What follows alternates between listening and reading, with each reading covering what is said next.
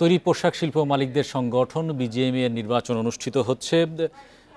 এ বিষয়ে বিস্তারিত জানাতে বার্তা কক্ষ থেকে আমাদের সঙ্গে যোগ দিচ্ছেন সহকর্মী তৌহিদ রানা। রানা, 5 আগস্টের পরে কিন্তু প্রায় 10 মাস ধরে বিজিএমইএ বাংলাদেশের সবচেয়ে বড় রপ্তানি খাত অনেকটাই নেতৃত্ব শূন্যতায় আছে। আজকে নির্বাচনের মাধ্যমে নেতৃত্ব নির্বাচন হচ্ছে, শিল্প মালিকরা তাদের নেতা বেছে নিচ্ছেন। এর মাধ্যমে এই খাতের গতিশীলতা কতটুকু আসবে, কী ধরনের প্রত্যাশা করছেন?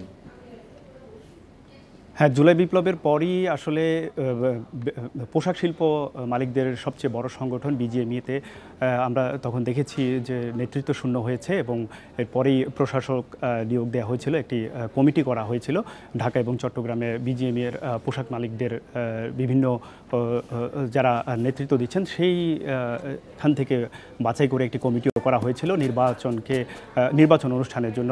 আর বিজিএমইএ যেহেতু রপ্তানি কারকদের মধ্যে সবচেয়ে বড় সংগঠন, সেক্ষেত্রে এটিকে আরও সক্রিয় করার জন্য আসলে নির্বাচনের কোনো বিকল্প নেই এবং আজকে আসলে এই নির্বাচনটি অনুষ্ঠিত হয়েছে এবং আপনি জানেন যে সকালে এই নির্বাচন সকাল 9টায় শুরু হয়েছিল এবং বিকাল 5টায় শেষ হয়েছে। আমরা যেটুকু জানতে পেরেছি এখন পর্যন্ত এই 4 ঘন্টায় 39% ভোট পড়েছে ঢাকা এবং চট্টগ্রামে মিলে এবং আপনি জানেন যে ঢাকা এবং চট্টগ্রামে 118টি ভোট পড়েছে এবং চট্টগ্রামে ভোটার সংখ্যা 303টি এবং এর মধ্যে ঢাকার মতো চট্টগ্রামের রেডিসন ব্লুতে এই 8টি কেন্দ্র থেকে ভোট গ্রহণ শুরু হয় এবং বিকেলে এটি ভোট গণনা এখন পর্যন্ত শেষ হয়েছে। এবার আপনি জানেন যে ভোটার হয়েছে 1864 জন এবং এর মধ্যে ঢাকায় 1561 এবং চট্টগ্রামে 303 জন।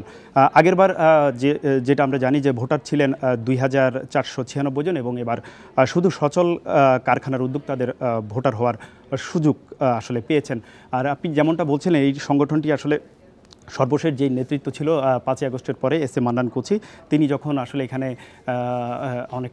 অনেকটা নিষ্ক্রিয় ছিলেন তখনই আসলে এটি অনেকটা কার্যকারিতা হারায়, ফলে আসলে নির্বাচনের কোনো বিকল্প নেই। অর্থাৎ এই বিজিএমই যদি সক্রিয় হয় তাহলে তৈরি পোশাক মালিকদের যে সংগঠন তৈরি পোশাক মালিকরা তারা তাদের দাবি দাওয়া এই বিজিএমির মাধ্যমে দিয়ে থাকেন সরকারকে এবং তাদের যে বিভিন্ন সমস্যা সেই সমস্যা সমাধানের ক্ষেত্রে এই সংগঠনটি বেশ ভূমিকা রাখে এবং অর্থনীতিতে এই পোশাক শিল্প মালিকরাই আসলে সবচেয়ে বেশি ভূমিকা রাখে। সেক্ষেত্রে এই সংগঠন আসলে সক্রিয় হওয়াটা খুবই জরুরি এবং এখানে আপনি জানেন যে 3টি ফোরাম আসলে এখানে এই সংগঠনে আসলে প্রতিদ্বন্দ্বিতা করছেন। ফোরামে সম্মিলিত পরিষদ, ঐক্য পরিষদ এবং ফোরাম, এই 3টি জোট আসলে সবচেয়ে বেশি নির্বাচনে প্রতিদ্বন্দ্বিতা করছেন এবং এর মধ্যে সবচেয়ে বেশি প্রতিদ্বন্দ্বিতা হচ্ছে ফোরাম এবং সম্মিলিত পরিষদ, এই দুটির মধ্যে। তো এখন হচ্ছে নির্বাচনের যেহেতু শেষ হয়েছে এবং ফলাফলের অপেক্ষায় আসলে আমরা যদি আরও বিস্তারিত ফলাফলে আমরা যদি পেয়ে যাই সেক্ষেত্রে আসলে কে বিজয়ী হচ্ছে, কোন ফোরামটি আসলে আগামীতে নেতৃত্বে আসবে, সেটি এখন দেখার বিষয়। ধন্যবাদ তৌহিদ রানা আমাদের সঙ্গে যুক্ত হওয়ার জন্য।